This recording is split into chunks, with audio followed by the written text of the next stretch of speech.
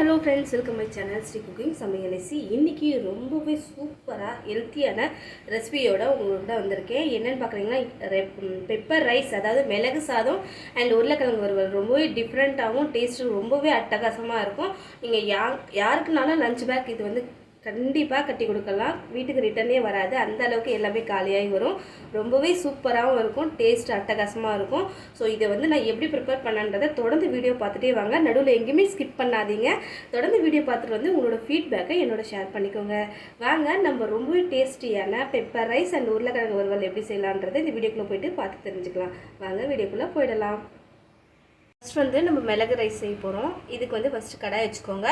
இதில் வந்து கொஞ்சமாக எண்ணெய் சேர்த்துக்கோங்க. அதோடவே ஒரு ஸ்பூன் நெய் சேர்த்துக்கோங்க. இதோட கொஞ்சமாக கடுகு, அதோட கொஞ்சமாக சீரகம். கடுகு சீரகம் நல்லா பொரிஞ்சோடனே கொஞ்சமாக கடலைப்பருப்பு சேர்த்துக்கோங்க. அதோட கொஞ்சமாக உளுத்தம்பருப்பு, அதே அளவு வேர்க்கடலை. இப்போ அதோட கொஞ்சமாக முந்திரி சேர்த்துக்கோங்க. முந்திரி வந்து ஆப்ஷனல் தான், உங்களுக்கு விருப்பப்பட்டால் சேர்த்துக்கோங்க, இல்லை விட்டுருங்க. இப்போ இது எல்லாத்தையும் நல்லா சேர்த்து நல்லா வந்து அதாவது வந்து ஃப்ரை பண்ணிக்கலாம். லைட்டாக வந்து ப்ரௌனிஷாக வரணும், அந்த அளவுக்கு நல்லா ஃப்ரை பண்ணிக்கோங்க. எல்லாம் நல்லா கோல்டன் கலர் வந்தோடனே இதில் பூண்டை கொஞ்சம் க்ரஷ் பண்ணி அப்படியே சேர்த்துக்கோங்க. சேர்த்துட்டு அதையும் நல்லா மிக்ஸ் பண்ணி விடுங்க. அதோட கொஞ்சமாக கருவேப்பிலை, இது எல்லாத்தையும் நல்லா ஒரு டைம் நல்லா மிக்ஸ் பண்ணிக்கோங்க. இப்போ இதோட ஒரு 3 ரெட் சில்லியே உடச்சி சேர்த்துக்கோங்க. இது வந்து ரெட் சில்லியே வேணும்னா காரத்துக்காக நீங்கள் வந்து இன்னும் கொஞ்சம் சேர்த்துக்கலாம். இதோட நான் வந்து க்ரீன் சில்லியும் ஆட் பண்ண போகிறேன். இதோட 2 பெரிய வெங்காயம் நீளமாக கட் பண்ணி சேர்த்துக்கோங்க. அதோடவே 4 பச்சை மிளகாய் நீளமாக கிள்ளி சேர்த்துக்கோங்க. சேர்த்துட்டு வெங்காயம் நல்லா வதக்கிக்கோங்க. இதில் வந்து வெங்காயம் வந்து இந்த ரைஸில் வந்து செம்ம டேஸ்ட் கொடுக்கும். ஸோ வெங்காயம் வந்து நீங்கள் கூட அதிகமாகவும் சேர்த்து செய்யலாம், ரொம்பவே சூப்பராக இருக்கும். இப்போ இது எல்லாத்தையுமே நல்லா ஃப்ரை பண்ணிக்கோங்க, எதுவுமே கருகாத அளவுக்கு பார்த்துக்கோங்க. இப்போ இதுக்கு தேவையான சால்ட் ஆட் பண்ணிக்கோங்க. இதெல்லாம் நம்ம வந்து வீட்டில் அரைச்ச பெப்பர் தூளோ அல்லது கடையில் வாங்கின தூளோ, நீங்கள் சாதம் எவ்வளோ எடுத்துக்கிறீங்களோ அதுக்கேற்ற மாதிரி சேர்த்துக்கோங்க. எனக்கு வந்து இன்றைக்கி நான் 1.5 ஸ்பூன் சேர்த்துக்கிறேன்.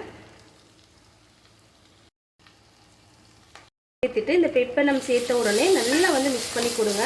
இந்த பெப்பர் வந்து கருகக்கூடாது, சூப்பரான ஸ்மெல் வரும் இந்த ஸ்டேஜில். இப்போ எல்லாத்தையுமே நல்லா வந்து மிக்ஸ் பண்ணிக்கோங்க.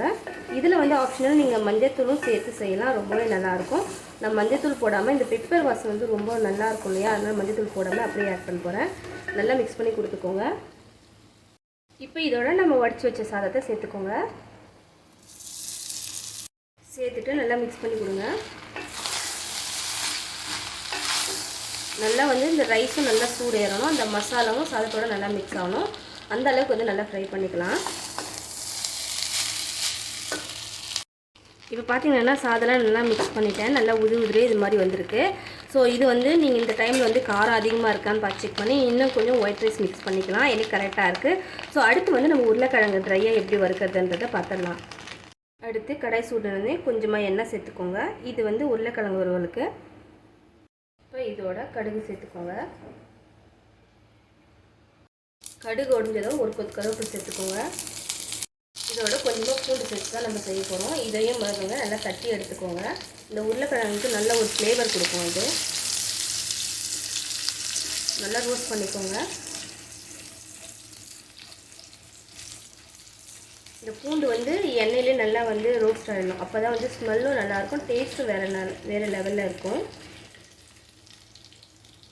அடுத்து நான் உருளைக்கிழங்கு நல்லா நீளமாக இது மாதிரி கட் பண்ணி வச்சுருக்கேன், கொஞ்சம் மெலிசாக கட் பண்ணியிருக்கேன். இதை இப்போ இதோட சேர்த்துக்கலாம்.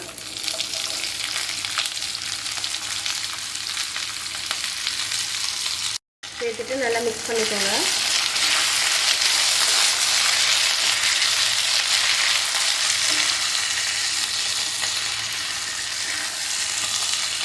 நல்லா வந்து எண்ணெயில் ரோஸ்ட் ஆகணும் உருளைக்கிழங்கு. ஸோ உருளைக்கிழங்கு தேவையான உப்பு சேர்த்துக்கோங்க. சேர்த்துட்டு நல்லா மிக்ஸ் பண்ணி கொடுங்க.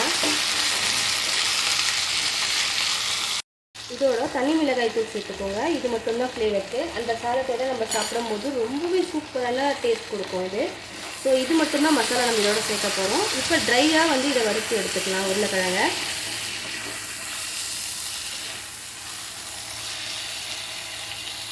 மிளகாய்த்தூள் போட்டோடனே அப்பப்போ ட்ரையாக வந்து நம்ம மிக்ஸ் பண்ணிகிட்டே இருக்கணும். நம்ம தண்ணி எதுவும் ஊற்றாமல் இதை வந்து ட்ரையாக வறுத்து எடுத்தால் தான் அந்த மிளகு சாதோட சாப்பிடும்போது ரொம்பவே சூப்பராக இருக்கும்.